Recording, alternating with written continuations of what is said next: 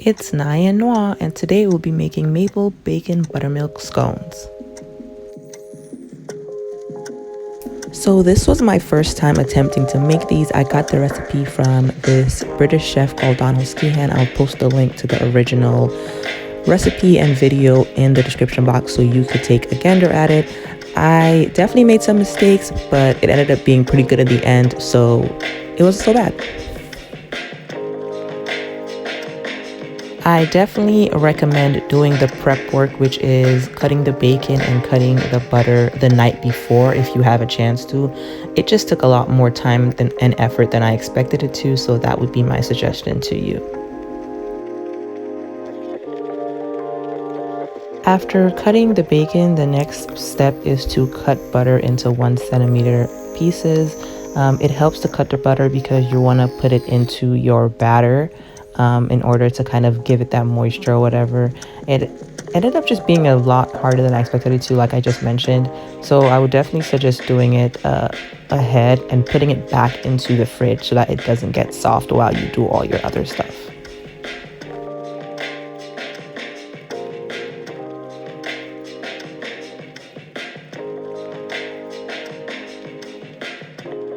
The next step, which was probably my favorite, was making the bacon. I can't eat bacon too often, so whenever I can, I do really enjoy the process and the smell. It just absolutely just smells so damn good.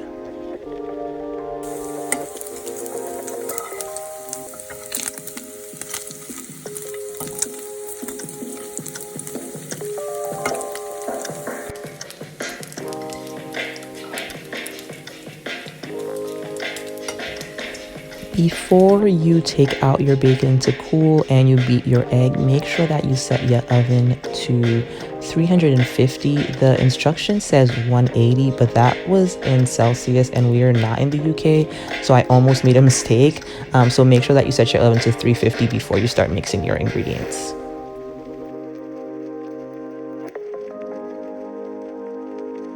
For some reason, I'm pretty sure that I made a mistake either with my dry ingredient measurement or my wet ingredient measurements.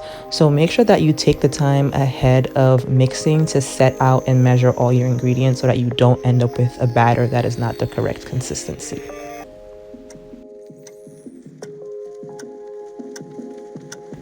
The recipe called for mixing your butter with either a pastry cutter, which I don't have yet, or a fork. The fork ended up just being way too much work, so I ended up going in with my hands, which I suggest that you do. It just made it so much easier. Do not be afraid to get in there with your hands, get your hands all buttery or whatever, and get your butter mixed up into that dry batter.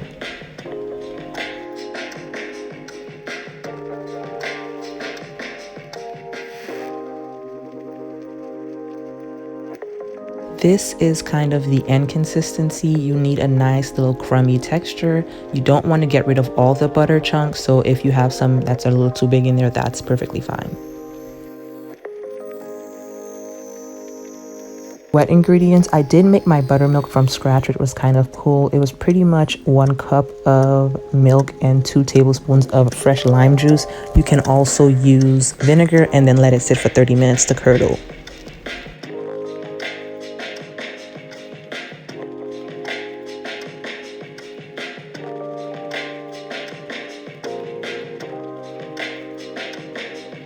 So this is when I kind of realized that things were not correct. I don't know if I had too little dry batter or too much wet mixture, but it was clear to me based on the video that I watched of him that my consistency was wrong.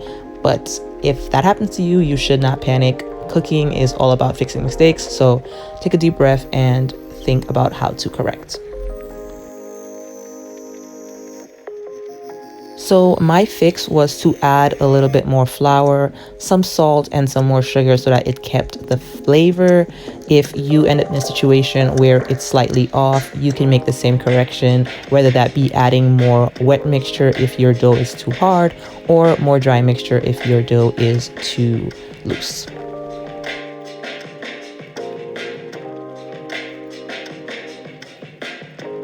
To flour the surface before you start putting your dough down to roll.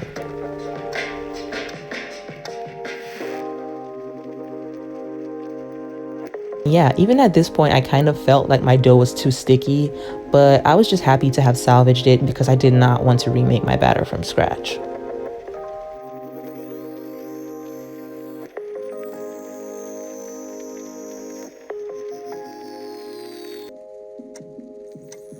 If you do not have a rolling pin, don't freak out. Up until last week when I got my rolling pin, I would use a very big water bottle or a very big glass. So if you don't have a rolling pin, feel free to use alternatives like a very big water bottle. Just make sure you flour it so that it doesn't stick to your dough.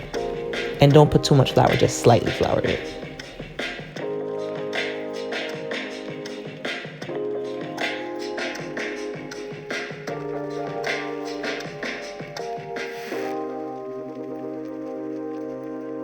After you roll out your dough, make sure that you flour the baking pan as well so that your dough doesn't stick to it while it cooks.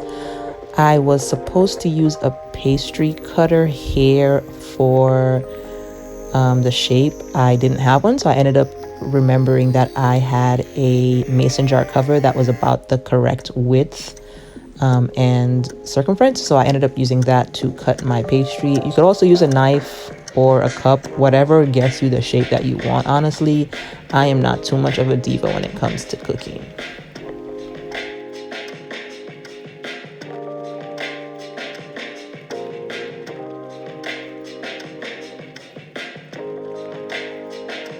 If you have extra dough left over, which you probably will, you could certainly combine it all together, roll it out again, and cut out some more scone shapes. I definitely did it. You definitely should avoid wasting dough after you did all that work anyway. So go ahead and do that.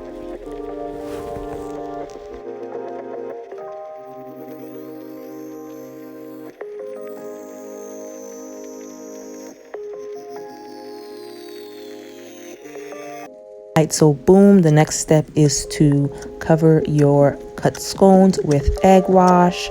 You want to cover every single one because you don't want no dusty looking scones, all right?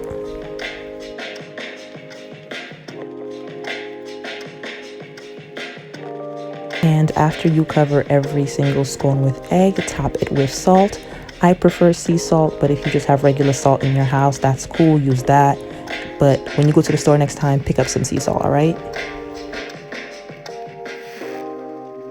Boom, part 2. Like, that thing looks beautiful, but we want to level her up, okay? So we're gonna add the maple syrup on top of it because we want the salt of the bacon and the sugar of the syrup to hit, all right? So make sure you cover every single scone with that syrup and then top it with some extra salt for even more flavor. Like, we going up, we going all the way up.